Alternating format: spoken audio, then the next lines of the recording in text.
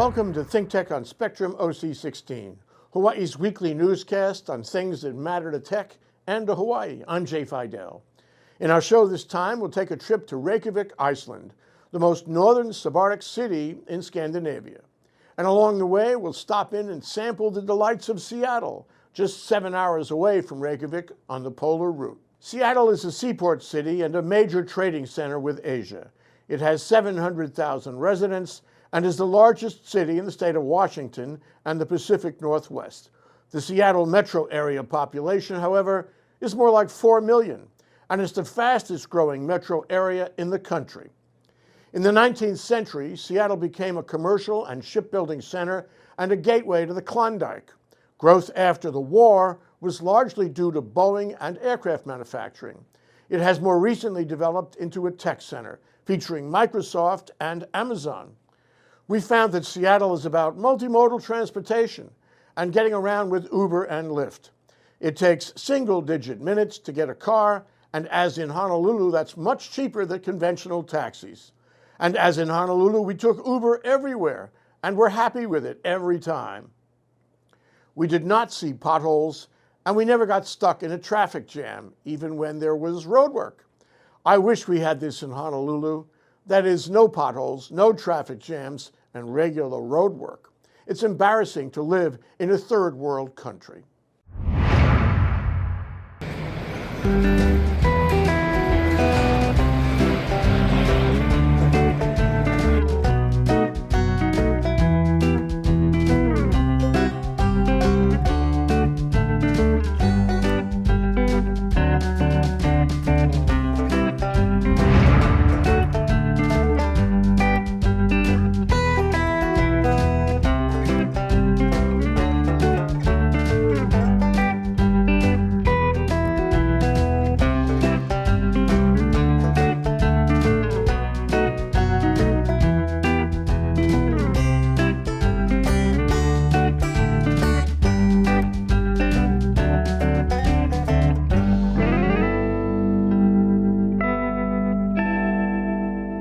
And great Pacific Northwest oysters. They were all my friends, and we shared our destiny together.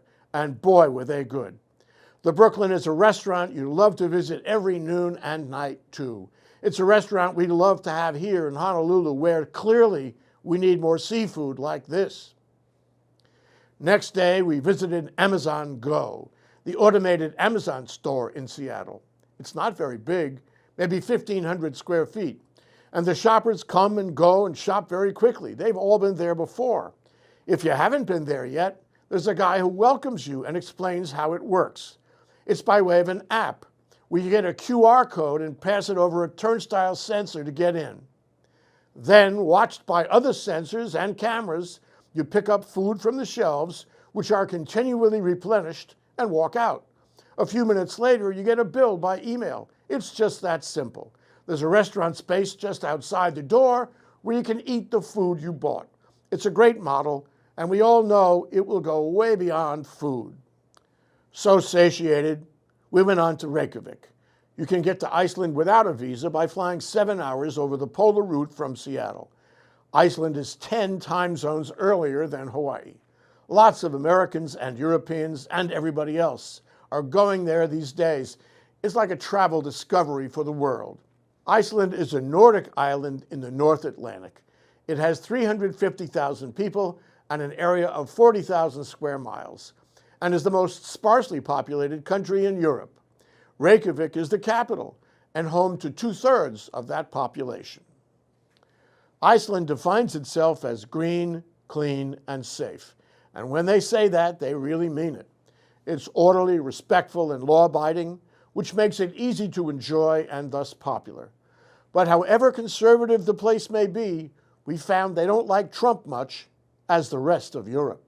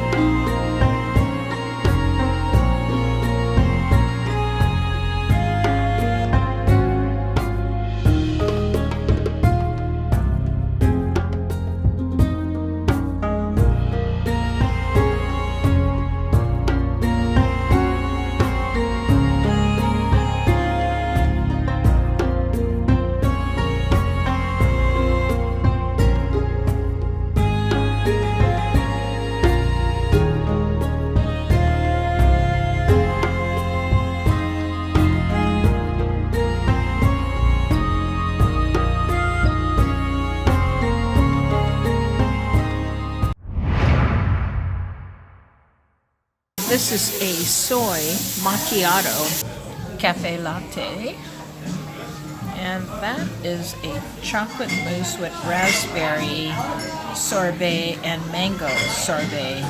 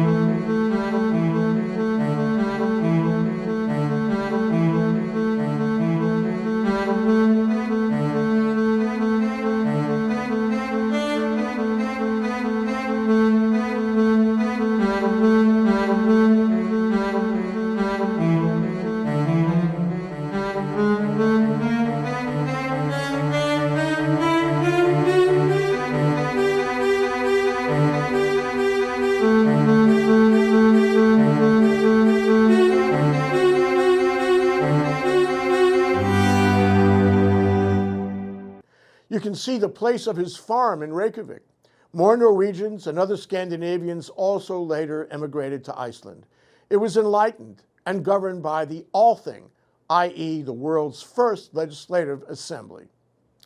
The Icelandic language is unique, if not archaic, spoken only by its 350,000 citizens.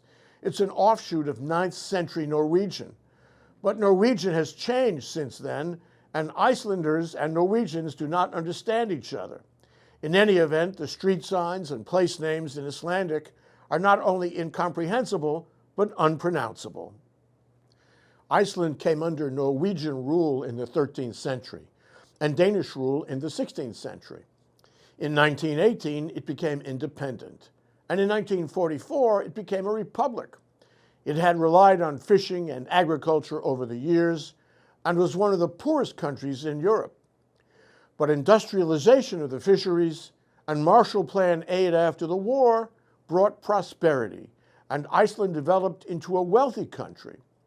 In 1994, it became a part of the European Economic Area. Iceland has a market economy with low taxes compared to other European countries. It maintains a social welfare system with universal health care and college education for all of its citizens.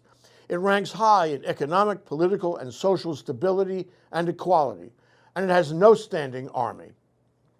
Affected by the ongoing worldwide financial crisis, Iceland's banking system systemically collapsed in 2008, leading to severe depression and political unrest. Some bankers were jailed. Since then, its economy has made a remarkable recovery, in large part due to growing tourism and the popularity of Iceland as a destination resort. Geologically, Iceland is part of the Mid-Atlantic Ridge, a ridge along which the oceanic crust spreads and forms new crust. The ridge marks the boundary between the Eurasian and North American plates. Iceland was created by rifting and accretion along the ridge, which you can actually see in huge fissures running across the island. Two huge continental plates, side by side, right there to see. There are geothermal and steam vents for Icelanders to heat their water, even in Reykjavik. Huge glaciers, but smaller than before and getting smaller still. Amazing waterfalls and volcanoes are found around the country. Iceland runs almost completely on renewable energy. In fact, Iceland has hundreds of volcanoes with 30 active volcanic systems. In 2010, a volcano in the south erupted for the first time since 1821, forcing 600 residents to flee. Additional eruptions then forced hundreds more to abandon their homes and villages. The cloud of volcanic ash was a major disruption to air travel all across Europe. There was another big eruption in 2011. This time it was Grímsvötn, one of Iceland's most active volcanoes. And this eruption was much more powerful than the one in 2010. Ash and lava were hurled 12 miles high, creating another huge cloud and disruption. Can this happen? Will this happen? Is this happening in Hawaii? The geologists aren't saying. Many people go to Iceland to see the glaciers and what's left of them. It is, of course, further confirmation of global warming. And Icelanders make fun of those who deny it. You know who I mean. To be there in the Sub-Artic and to get a first-hand look at these sweeping and profound changes to our planet is a moving and a troubling experience. All in all, the expectations we had for the place were met and in many ways exceeded. It's a great place to go in the summer, although I'm not sure how comfortable it would be in winter when the days are much shorter, darker, and colder. We went for 4 days, but a week would have been better. Want to know more about Iceland and Reykjavik? Check out www.iceland.is and visit reykjavik.is. Maybe you'll also see fit to take a trip there. It's a kind of quieter Europe, easy to get along in, socially and politically stable, physically beautiful, and replete with amazing geological phenomena. But if you go, for best results, better go soon, and in the summer, and before the word gets out. By the same token, want to know more about Seattle? Go to seattle.gov.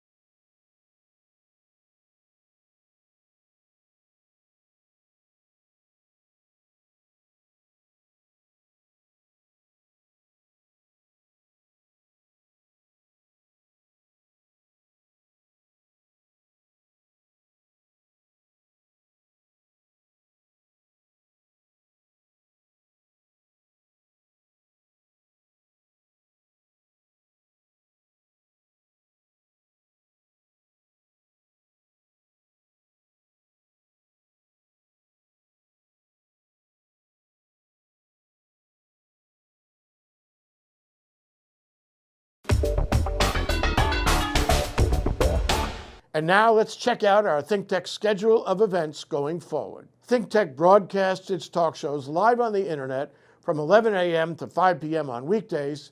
Then we broadcast our earliest shows all night long and on the weekends. And some people listen to them all night long and on the weekends. If you missed a show, or if you want to replay or share any of our shows, they're all archived on demand on thinktechhawaii.com and YouTube. For our audio stream, go to thinktechhawaii.com/audio.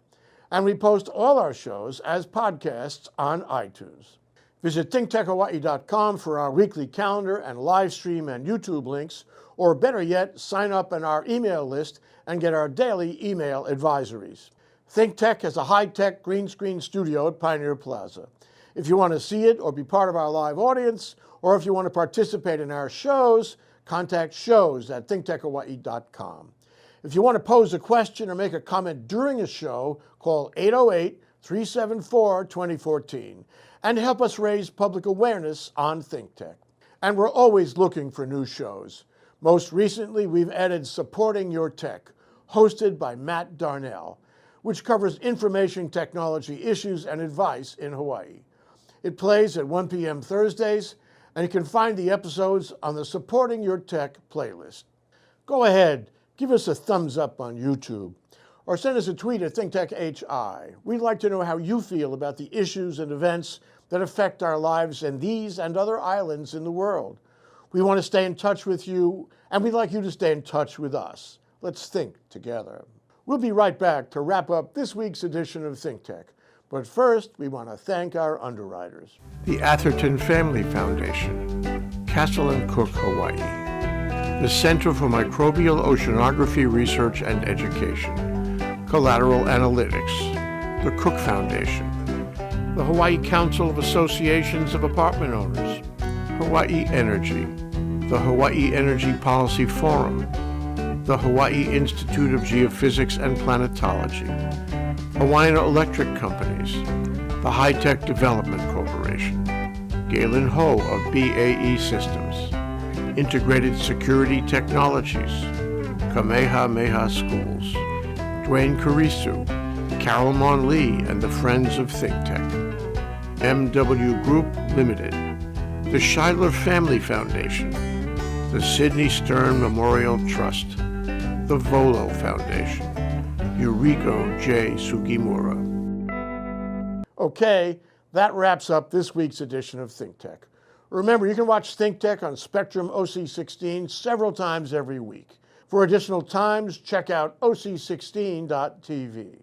For lots more ThinkTech videos, and for underwriting and sponsorship opportunities on ThinkTech, visit thinktechhawaii.com. Be a guest or a host, a producer or an intern, and help us reach and have an impact on Hawaii. Thanks so much for being part of our ThinkTech family and for supporting our open discussion of tech, energy, diversification, and global awareness in Hawaii. And of course, the ongoing search for innovation wherever we can find it. You can watch this show throughout the week and tune in next Sunday evening for our next important weekly episode. I'm Jay Fidell. Aloha, everyone.